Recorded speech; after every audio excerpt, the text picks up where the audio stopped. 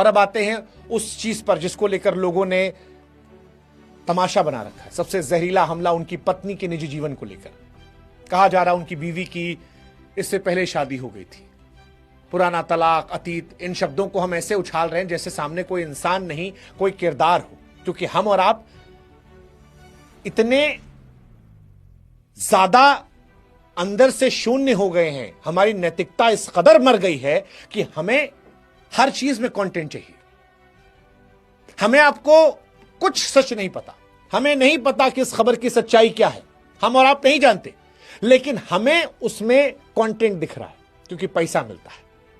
और अगर मान भी लेते हैं ये सच है, मान लेते हैं पल भर को, मुझे नहीं पता, लेकिन अगर मान लेते हैं ये सच है, तो हमें क्या इस बात से कोई फर्क नहीं पड़ना चाहिए कि उस लड़की ने क्या क्या झेला होगा, किन हालात से गुजरी होगी, कितना रोई होगी, किन किन मजबूरियों में निर्णय लिया होगा।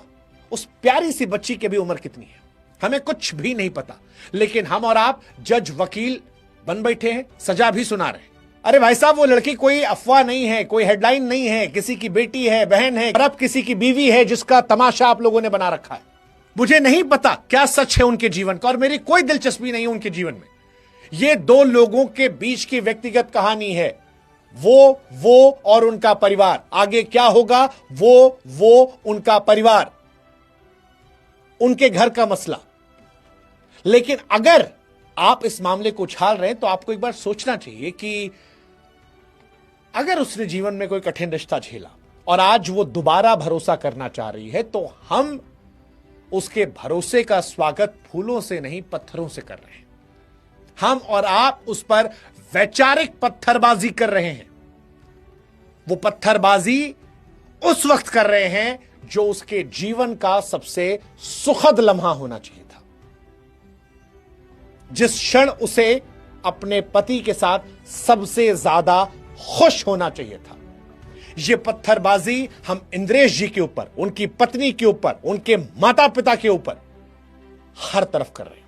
उस लड़की के माता पिता के ऊपर, दोनों परिवारों के छाती पर मार रहे हैं। और इसीलिए मैं कह रहा हूं कि समाज के तौर पर हमारा आपका नैतिक पतन हो रहा है। इतना समझना क्यों मुश्किल है कि पहली बात हमें सच्चाई नहीं पता, दूसरी बात अगर सच भी हो तो यह उनका निजी विषय है। दो बालिग लोग, दो परिवारों की सहमति, कानूनी सामाजिक रूप से वैध विवाह। हमारा आप कौन होते हैं भाई साहब बीच में अदालत लगाने वाले? हमें आपको उस घर का चूल्हा जलाना है, हमें आपको उससे फर्क पड़ना है,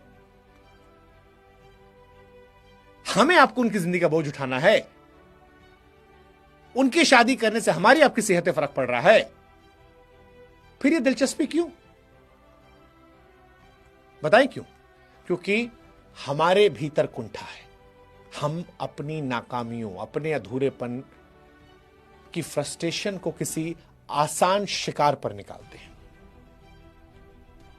सोशल मीडिया पर दिखने वाला कोई सरल सा चेहरा हमारी कुंठा का पंचिंग बैग है, जिस पे हम अपनी भड़ास निकालते हैं।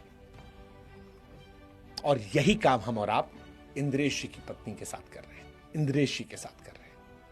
शर्म आनी चाहिए हमें, समाज के तौर पर, इंसान के तौर पर शर्म आनी चाहिए।